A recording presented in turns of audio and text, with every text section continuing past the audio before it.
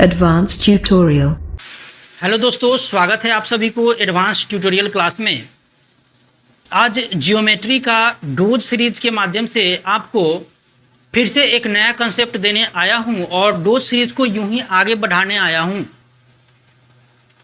तो आज डोज 11 में एक नए टॉपिक, एक नया कंसेप्ट आपको देने वाला हूं और आशा करते हैं कि आपको यह भी डोज, यह कंसेप्ट आपको बहुत ही हेल्पफुल होगा, क्योंकि यह जियोमेट्री का डायरेक्ट एग्ज़ाम में टपकने वाला क्वेश्चनों का सेशन चल रहा है। तो देखते हैं जियोमेट्री का नया क्या टॉपिक और नया क्या कंसेप्ट होने वाला है। आज कंसेप्ट है, आज का टॉपिक है अंतः केंद्र पर आधारित प्रश्न। क्या? अंतः केंद्र पर आधारित प्रश्न। तो सबसे पहले अंतः केंद्र के फंडा को समझते हैं और इससे 5-6 क्वेश्चन आज डोज नंबर 11 में करेंगे। देखिए, अंतः केंद्र इन सेंटर क्या होता है? अंतः केंद्र इन सेंटर क्या होता है, जरा देखते हैं। देखिए, अंतः केंद्र का मतलब कोई भी अगर ट्रायंगल है ना, तो उसके अंदर एक क्या होगा, सर्किल होगा और उसका केंद्र होगा अंतः केंद्र। ये अंतः केंद्र होता है और बाहर कोई अगर सर्किल है, कोई ट्रायंगल को शीर्ष को टच करता हुआ है और बाहरी जो ट्रायंगल का जो केंद्र होगा वो परिकेंद्र होगा। तो हम लोग इसको अगले वीडियो में, अगले टॉपिक में करेंगे। अंतः केंद्र और परिकेंद्र के बारे में यहाँ तो सबसे पहले समझ में आ गया। देखिए, अंतः केंद्र का सबसे पहले मीनिंग समझना है। अंतः केंद्र ड्रॉ कैसे किया जाता है? तो देखिए, एंगल को अगर हाफ कर दोगे ना, एंगल को हाफ कर दोगे, एंगल को हाफ कर दोगे, सभी एंगल को हाफ कर दोगे, सभी एंगल को हाफ करने से जो पॉइंट मिलता है हमको, वह इन सेंटर होता है, अंतः केंद्र होता है। समझ में आया होगा? सभी एंगल को हाफ करने से जो लाइन हम ड्रॉ करेंगे, कोण का समद्विभाजक, वो जिस पॉइंट पे मिलेगा वह इन सेंटर कहलाएगा, अंतः केंद्र कहलाएगा। इन सेंटर को हम कोई भी लेटर ओ या आई से डिनोट कर सकते हैं, ओ या आई से डिनोट कर सकते हैं। अब रही बात कि जब ये इन सेंटर है तो कुछ बातें होंगी, तो हम एक एक क्वेश्चन के माध्यम से आपको हम क्या कराएंगे, कंसेप्ट को क्लियर कराते चलेंगे, फॉर्मूला को देते चलेंगे, ताकि आपको बर्डन महसूस नहीं होगा। एक एक क्वेश्चन के साथ उसका फॉर्मूला, कंसेप्ट को सबसे पहले समझना है। इन सेंटर है, इन सेंटर देखिए, साइड से सभी इन सेंटर का जो हमारा जो डिस्टेंस होगा ना, वो बराबर होगा और वो त्रिज्या कहलाएगा, रेडियस कहलाएगा। क्या कहलाएगा? रेडियस कहलाएगा, रेडियस कहलाएगा।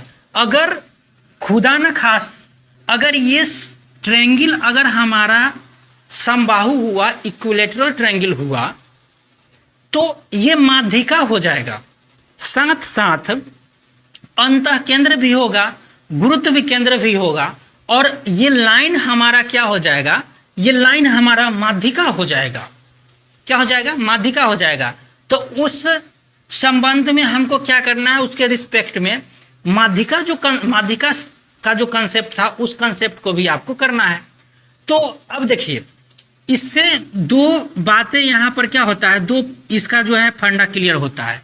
इसके अंदर का कुछ भी एरिया होगा तो फिर क्या होगा, अगर मान लेते हैं समबाहु त्रिभुज होता है तो फिर ये 2:1 में डिवाइड करेगा माध्यिका।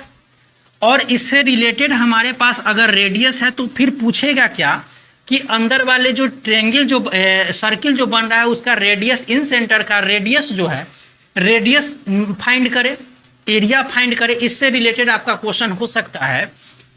तो वो रेडियस का संबंध जो होता है ना, 2 इंटू एरिया ऑफ ट्रायंगल, ये डेल है, area of triangle by perimeter, और नहीं तो एक दूसरा फार्मूला आर बराबर रेडियस बराबर area of triangle by area of semi perimeter, semi perimeter of triangle.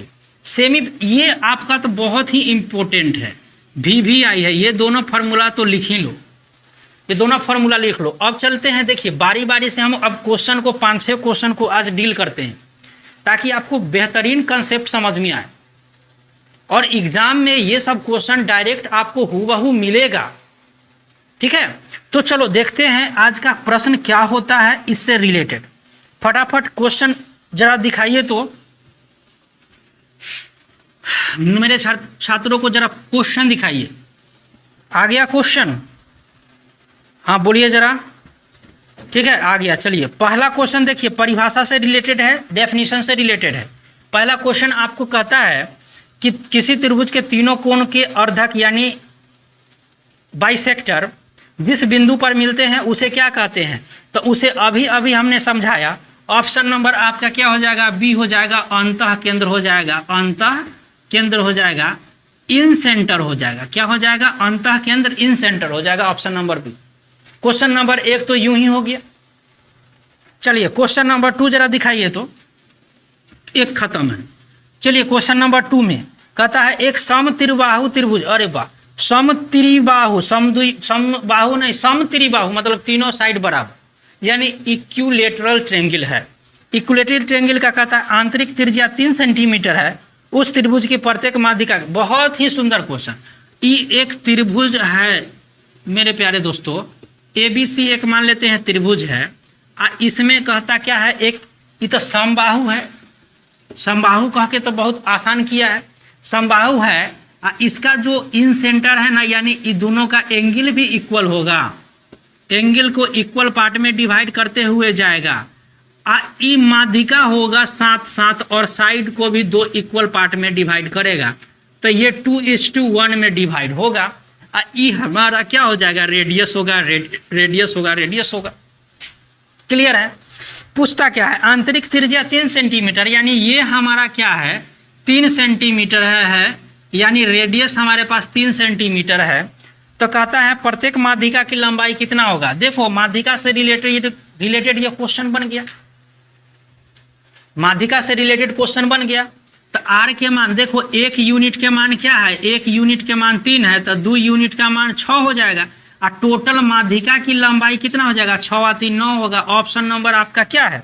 Option number आपका डी है, तो डी नंबर आंसर हो गया आपका। क्लियर?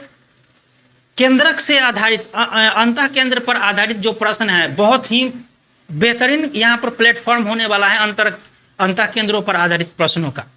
इसमें भी हम 45 से 50 क्वेश्चन आपको ऐसा देंगे जो डायरेक्ट एग्जाम में पूछेगा और बेहतरीन आपका तैयारी होगा। तो पेशेंस के साथ इसको देखते रहें, शुरू से अंत तक देखिए और इस वीडियो से समझे, इस कंसेप्ट को समझो, तब जाके आपको फुल्ली आपको एडवांस मैथ क्लियर हो जाएगा। चलो तीसरा नंबर क्वेश्चन, 5 क्वेश्चन आज कर देते हैं। 3 नंबर क्वेश्चन, तीसरा नंबर क्वेश्चन दिखाइए तो, जल्दी जल्दी दिखाइए। आया? ठीक, चलिए आ गया होगा। चलिए आ गया। किसी त्रिभुज के अंतःवृत्त की त्रिज्या 2 सेंटीमीटर। देखिए कोई भी त्रिभुज है और उसके अंतःवृत्त जो है ना, उसका त्रिज्या दिया हुआ है 2 सेंटीमीटर। ठीक है, चलिए उसका क्षेत्रफल भी, एरिया भी दिया, हम एरिया को डेल से मतलब सूचित करते हैं। त्रिभुज का क्षेत्रफल दिया हुआ है 6 सेंटीमीटर, 6 सेंटीमीटर स्क्वायर।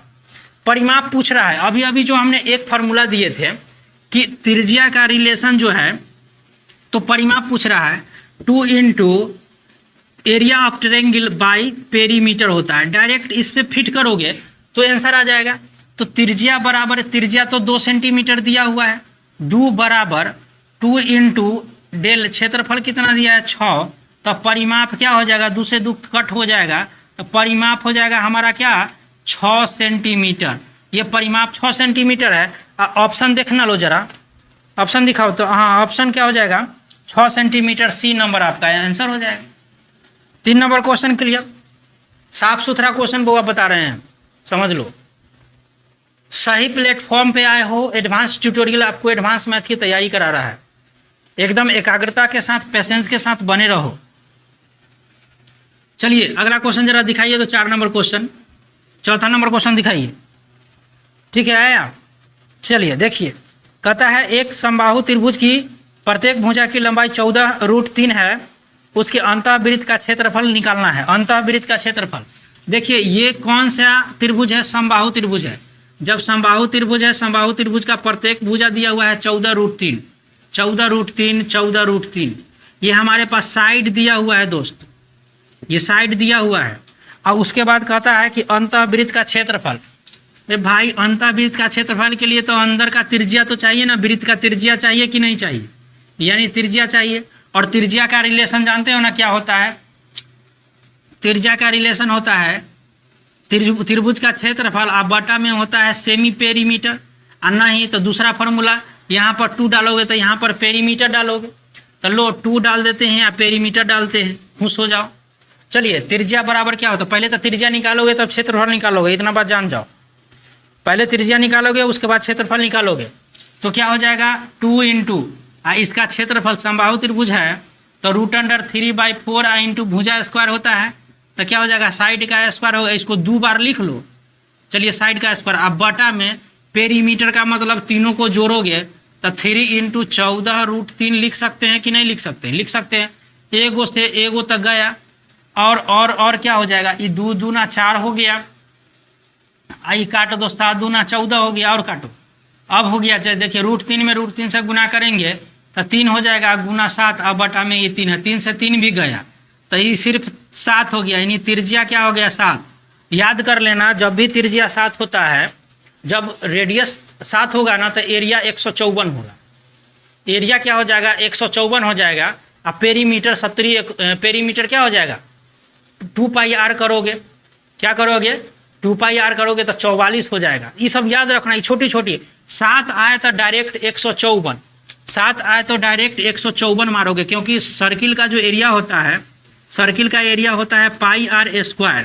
अब देखो πr² तो 22/7, r का मान 7 है तो 7 गुने 7 2 बार लिखोगे, 7 कैंसिल हो गया, 7 दूना 14, 7 दूना 14, 15 सेंटीमीटर स्क्वायर, 154 आया कि नहीं।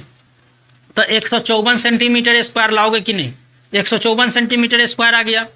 अब देखो ये तो आपका क्वेश्चन बन गया, बहुत ही सुंदर क्वेश्चन, बहुत आसान क्वेश्चन होता है एडवांस मैथ का, वो भी जियोमेट्री है, समझ जाओगे बन जाएगा, समझ जाओगे बन जाएगा। एक लास्ट क्वेश्चन जरा दिखाइए तो, 5 क्वेश्चन कर देते हैं आज। डोज नंबर 11 में 5वां नंबर क्वेश्चन दिखाइए।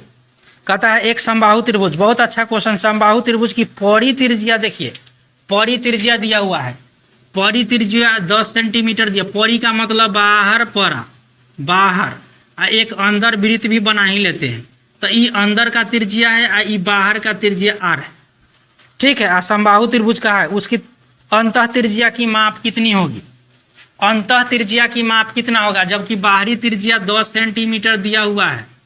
तो अब देख लो कोई समबाहु त्रिभुज है तो परित्रिज्या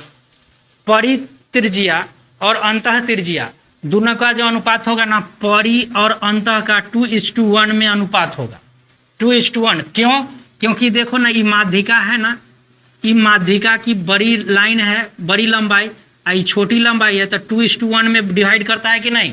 तो यहाँ से 2 यूनिट जो हो जाएगा वो बड़ा रेडियस होगा और छोटा यूनिट जो होगा छोटा रेडियस होगा। तो 2:1 के रूप में परित्रिज्या और अंतः यानी आपका परित्रिज्या और अंतः त्रिज्या आपको क्या करेगा, डिवाइड करेगा। तो परित्रिज्या यानी 2 यूनिट का मान कितना दिया हुआ है, 10 दिया हुआ है, तो 1 यूनिट का 5 होगा कि नहीं, 1 यूनिट का मान 5 होगा कि नहीं, तो होगा। तो कितना नंबर आपका ऑप्शन है 5 नंबर का, ए है। चलिए ए नंबर हो जाएगा, अरे गिराओ नहीं, चलिए ए नंबर आपका आंसर हो गया, खत्म। तो देखो ये अंतः केंद्र से रिलेटेड 5 क्वेश्चन आज हम डोज 11 के माध्यम से किए। अगले वीडियो में डोज नंबर 12 में हम फिर मिलेंगे और अधिक से अधिक क्वेश्चन, 7 से 8 क्वेश्चन उसमें भी कंप्लीट कराया जाएगा, क्योंकि ये इसमें ना लगभग आपको 45 से 50 क्वेश्चन देखने को मिलेगा ऐसा, जो एग्ज़ाम में भी पूछा हुआ है और पूछेगा भी, रिपीट भी करेगा। तो ये 40 से 45 क्वेश्चन, 50 क्वेश्चन आपको क्या करना है, अंतः केंद्र से रिलेटेड ये वीडियो के माध्यम से आपको क्या करना है, बना लेना है। क्वेश्चन आपको सामने दिखाई देता रहेगा, अगर चाहते हैं तो आप क्वेश्चन को नोट भी कर सकते हैं, नहीं तो डिस्क्रिप्शन बॉक्स में आपको PDF मिल जाएगा, और नहीं तो टेलीग्राम का आपको लिंक मिल जाएगा, टेलीग्राम से आप हमको क्या कर सकते हैं, एडवांस ट्यूटोरियल के डायरेक्ट आप क्लास में ज्वाइन कर सकते हैं। वहाँ से आपको डायरेक्ट टोटल यहाँ पर एडवांस मैथ का क्या होगा, जियोमेट्री का टोटल आपको पीडीएफ के माध्यम से बुक मिल जाएगा, वहाँ से आप बना सकते हो। क्लियर? तो यूं ही आप बने रहें हमारे एडवांस ट्यूटोरियल में। तब तक के लिए